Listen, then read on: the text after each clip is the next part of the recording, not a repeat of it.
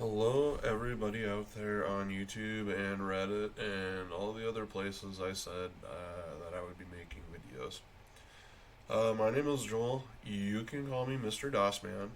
This is my kind of first video that I plan on doing in a long series of writing programs in MS-DOS and showing you guys how to do it too. Gotta work on looking at the camera when I'm talking. Um, So yeah, I don't really have a voice right now, but everything I'm seeing is saying that my Yeti microphone is picking up sound. So we'll just kind of struggle through it right now. So about me, I'm 30, yeah, 33. After a while, you stop counting, so you kind of have to remember. I grew up playing DOS games on my dad's old 386 computer. Um, at the time, the other options were the NES in the early 90s, the NES, the Super NES. My first console was a Sega Genesis, and that was kind of mind blowing at the time. Seeing Sonic on the display at the store, it's like, wow, it's so fast, there's so many colors. Um, so yeah, we got a Sega Genesis for Christmas. I think it was 1991, and Sonic the Hedgehog, and that's kind of, been like, wow, video games, cool. um,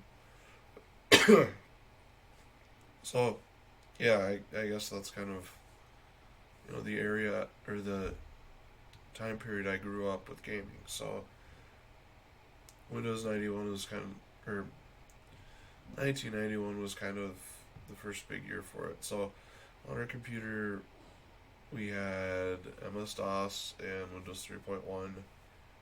It had a 5 1/4 inch floppy and a 3.5 inch floppy. I want to say it had maybe a 40 meg hard drive. It didn't have a CD-ROM, anything like that. I think maybe 2 megs of RAM.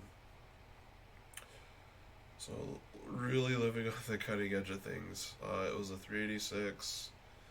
It had a VGA monitor, and I had that computer right up until about high school.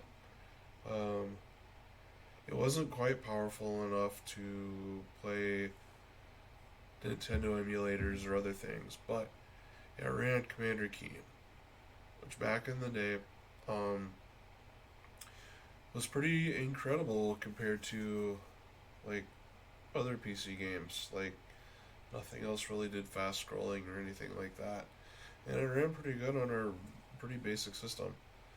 By the way, that pretty basic system back then was thousands of dollars. So I'd like to thank my dad for buying that. But how did I get into programming, and how did I get into programming on MS DOS? I was a voracious reader back in middle school, and I wish I still had a copy of it, but found the MS DOS 5.0 manual. And in it, there was this cool little program called QBasic. Doing some more reading, checking some stuff out at the library, I started to teach myself BASIC in middle school, and I thought, oh, this is the coolest thing ever. Why aren't more people doing this? Um, so this was like, you gotta imagine, there's no internet, there's no Wikipedia, there's no, gosh, there's no Stack Overflow. I know some kids, no, they're not kids. I know some people I work with, they've grown up learning with Stack Overflow. They haven't had to crack a book open. So kind of one of the fun things I've been able to do for learning this project is I went on eBay and I bought some old DOS books, and I'll be reviewing those at some point during this probably. Um, Andre Lamoth's Black Art of 3D Game Programming in C. That's a pretty tight book, even today. I think anybody who's even remotely curious about engine development should probably pick it up. It's just a really fantastic book. Um, again, if you're again, what's really cool is like if you can find a resource for DOS programming, DOS hasn't changed much in the 20 some odd years that I've been using it and the 30, 40 some odd years it's been around. So it's pretty. So if you can find a book on it, that book's probably pretty accurate. But I'm not actually doing my coding and development on MS-DOS, mainly because I don't really have a computer that's running it right now. As I continue going along these videos, that's definitely something I'm going to work on putting together. Even if it's just a more modern computer with FreeDOS. But I've grown accustomed to my 4K screen, and I really enjoy some of the newer tools like Visual Studio Code and Docker. They make life a whole lot easier to do development, and as we go along here, I'm going to show that off. So I didn't just want to have a video of me talking because that's not too awful exciting. So I figured I'd kind of kick off and explain my development system a little bit and, kind of build it as we go. Number one thing I found to be useful is having Docker installed. So if you're on Mac, getting Docker is pretty simple and straightforward. If you're on Windows, you at least need to have Windows Pro, I think, because it uses Hyper-V instead of like VirtualBox. And of course, you need to have the extensions turned on your motherboard. So why are we using Docker in order to do DOS development? That seems a little weird. It is a little weird. Okay, good. We got Docker up and running. So, like I said, I like things that don't change a whole lot very often. Once you create a Docker image, it's kind of etched in stone. Like, it's not going to change very much. So, just to kind of prove that we have Docker here, I'm going to zoom this up so you can see it a little bit better.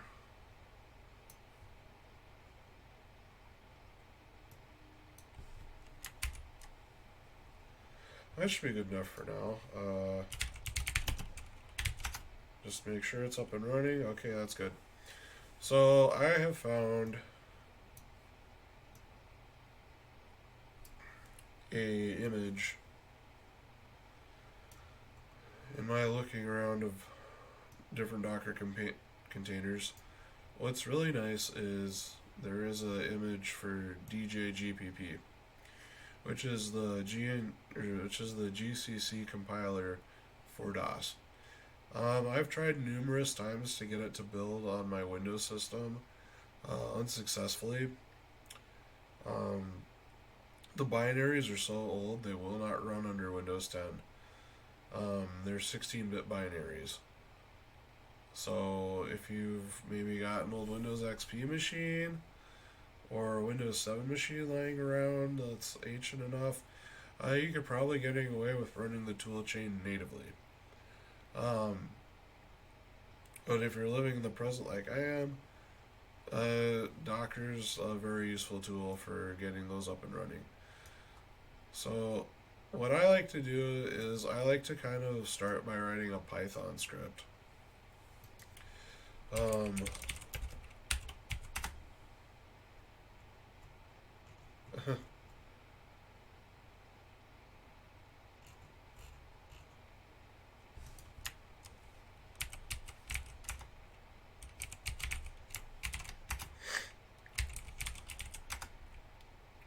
Alright, so we're running Python 3.8 here.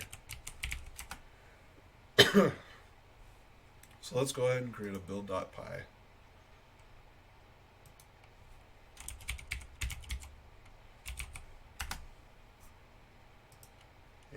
let's make a new folder. Let's call it source.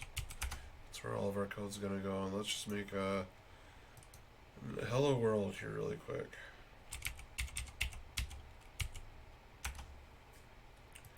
Site hello.c, what do we need? We need to include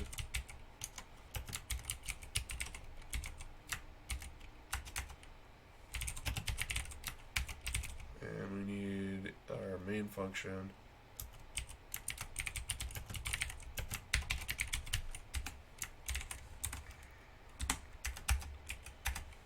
We'll do printf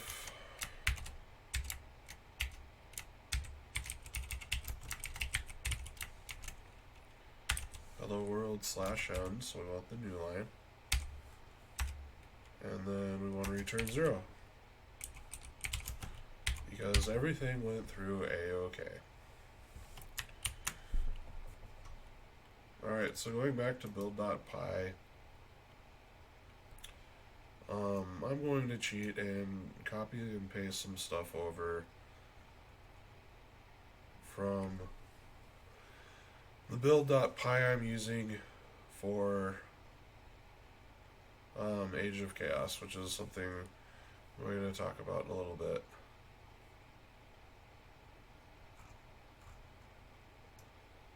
So I've got a bunch of imports that I want to bring in.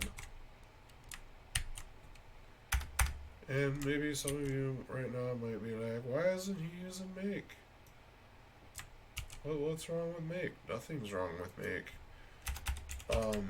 If you have the time to learn it. Like, I know some people are ridiculously productive in Vim and make and auto tools and all those things. That's perfectly fine. But, you know, I make my living with JavaScript and .NET, so, and back then when I was, you know, learning C and C++, it was with Visual Studio 6, and that had project files, so, I've kind of never really had an opportunity to, you know, learn make the right way. I understand what make does, I understand the output, but I'm just not huge on writing them myself. So, that being said, I think Python is a wonderful alternative. If you're like me and you only really need to do a handful of things, I've seen some really complicated and cool stuff you can do with make, but that's not what, that's just not my area of expertise.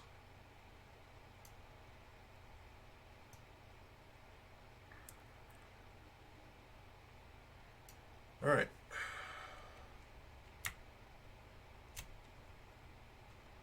So I'm going to copy my build Docker function. And I'll explain it line by line as we go through. And one thing we do need to do, because we are... because I'm on Windows right now, if I were doing this from my Mac, it would be different. But I need to reformat the file names once we're inside the container.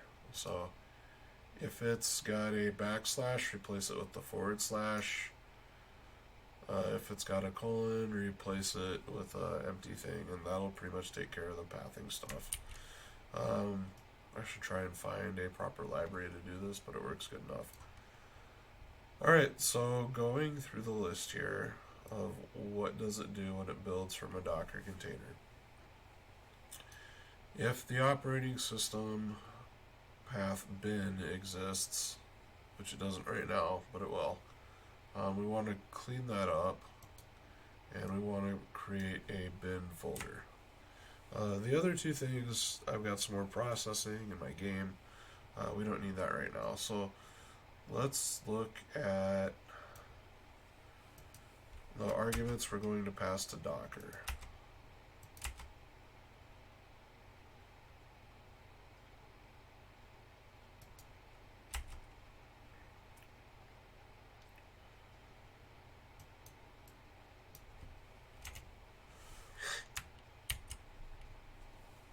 So when we call Docker, we want to tell it to run.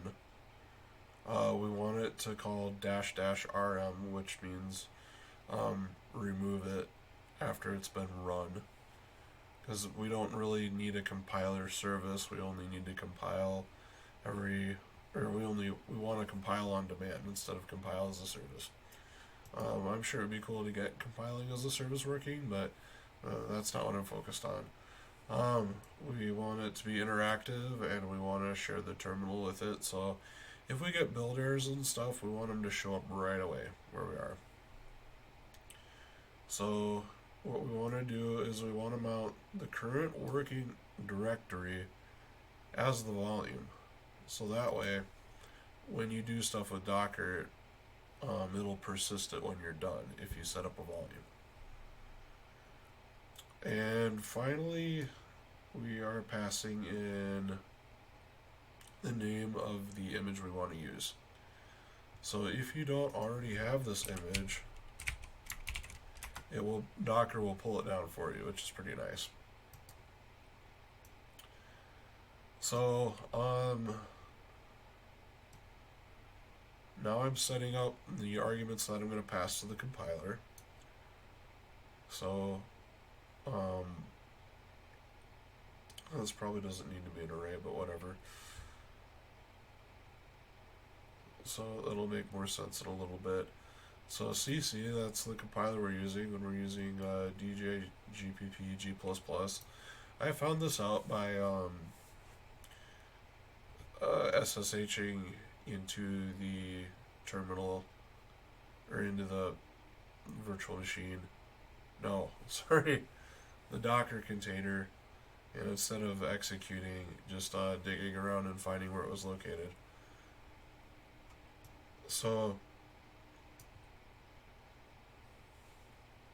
we have some cargs, which are the object or the arguments we want to pass in the compilation phase. We have some libs.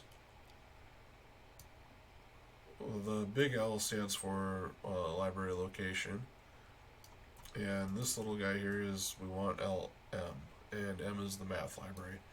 You pretty much almost always want the math library. So here we're specifying the output, and we're just going to call this hello.exe, because this is an age of chaos, this is hello world. So, and then finally, using Python's glob, we can recursively harvest all of the file names in the source directory. So if we had source hello, that's fine. If we had source/video hello, that would work too. It can go as many deep as we need to, but we need to have it the names of the files relative to the workspace.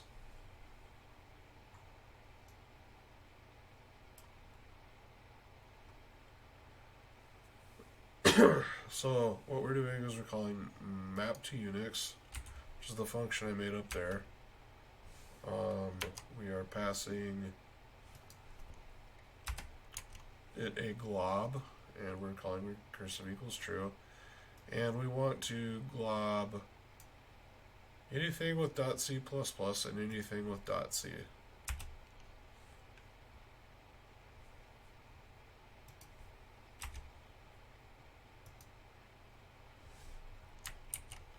If I really cared, I'd probably put a formatter in here to make it look all nice, but this should be good enough for now.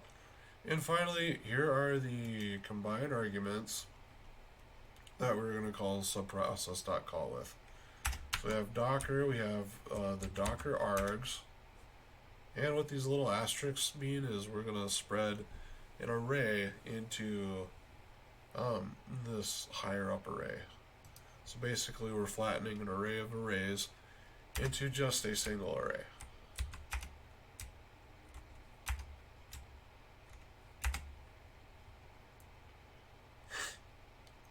So we're going to print those arguments out so you can see what it looks like. And we're not going to do anything with the scripts. because there are no scripts. We'll get into scripting later. So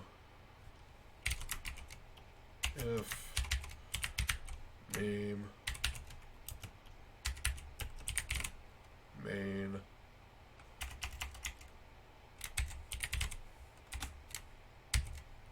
I think that's right. Let me just verify.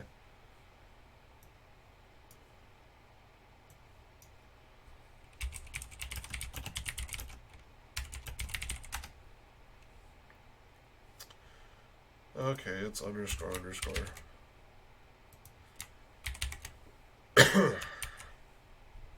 Name equals main, then we want to call build underscore Docker.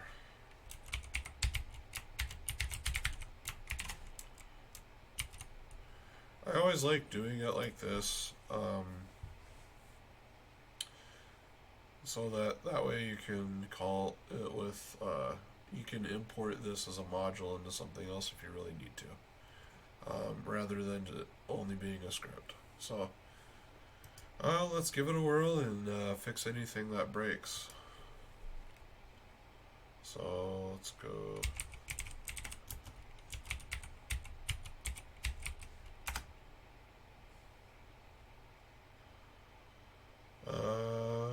Okay, so white space base language is not my favorite. If I were to rewrite this, I might rewrite it into a JS, but that's a whole bunch of dependencies I don't want to have to introduce, so it's probably just better to fix the Python script. Alright, so you can see what it's doing here. Docker run RMIT, setting up the volume. Here's the actual name of the image we want to use. And I already have it installed. If you don't have it installed, it takes like maybe 10 minutes to install it, less than that. It's not a very big image.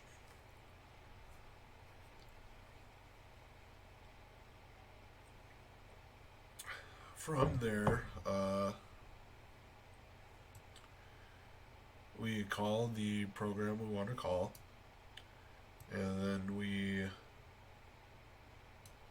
include the parameters to that, and then we finally link it at the end.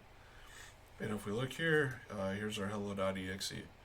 And just to show that I didn't, pull the trick on you, we're going to double it. We're going to reveal it in Explorer. We're going to double click on it.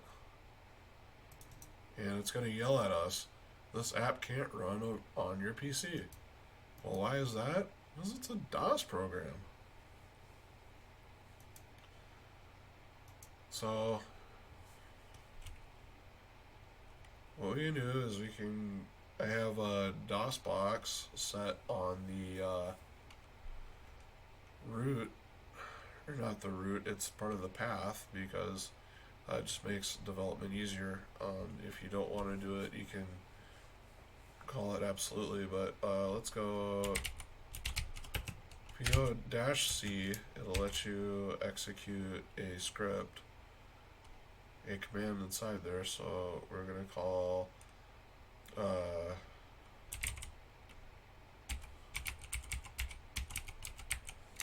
just going to call this,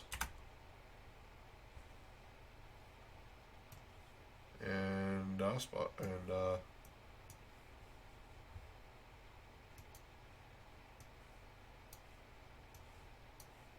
come on, DOSBox, stop playing hide and go seek. Okay, it doesn't know what to do with it, so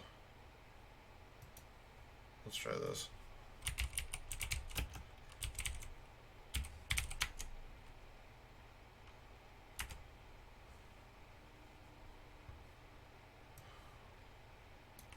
Oh no, no DPMI, get CSDPMI star.zip. I gotta run into that a lot. So what I usually like to do is I like to have a custom DOSBox config, which I will once again borrow from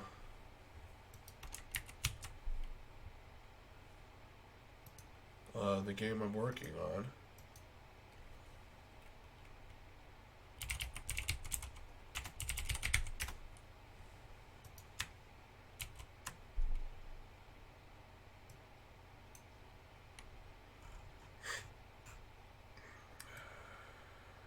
And I'll make a fake drive C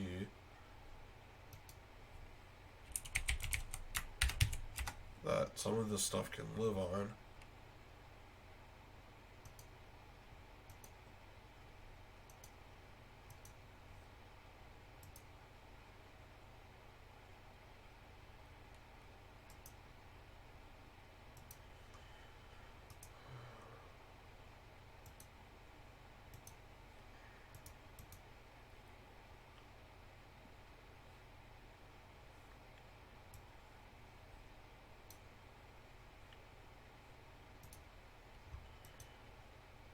Actually, I don't think I need that swap file. Alright, so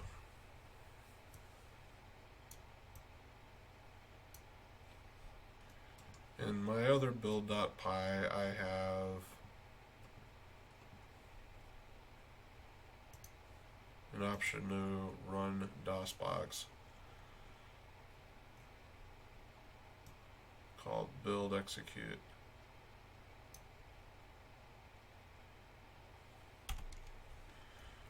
But I'm not going to copy that over, I'm just going to run it. So if we go -conf,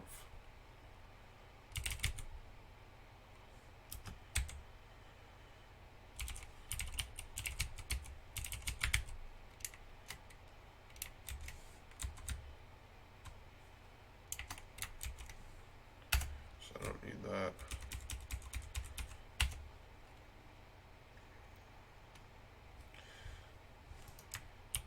So what's this DOSBox config doing in the bottom that's so special? Well, if we come all the way down here, we're going to mount C as drive C, we're going to mount D as bin, and then we're going to change to drive C, and then we're going to run this cwsdpmi.exe. I can post a link to that inside the YouTube channel if I remember. But let's just go ahead and give it a whirl.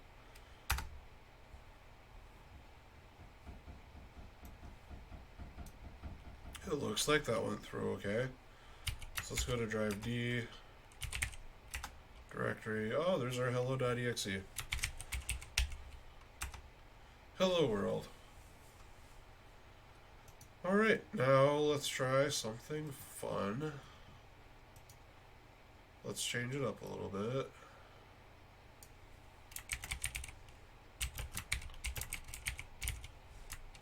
Let's make it say what's up world.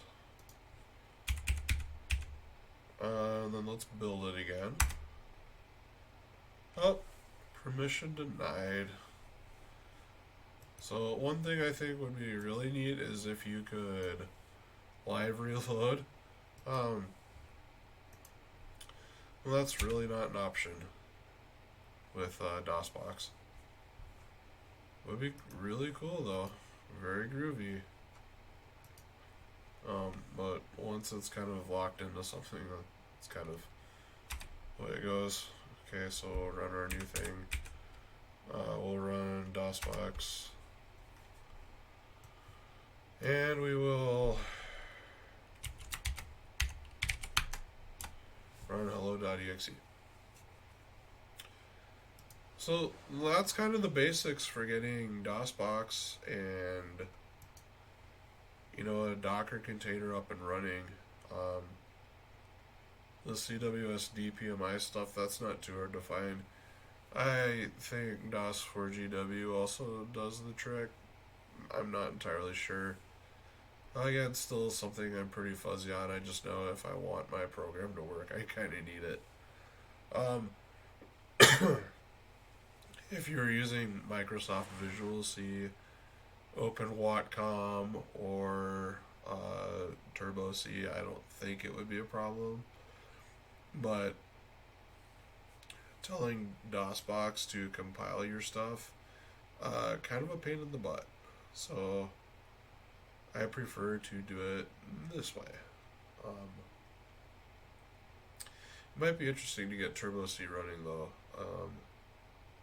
Well, that was a pretty good compiler, but we have a lot of features we get with more modern version of GCC than we do with some of those older tools. Um, so I hope to go into that some next time. So I hope you enjoyed the video. Leave me a comment, see if there's something I can do better. Obviously, I want to get my voice back for the next video, but it is what it is, so here's hoping.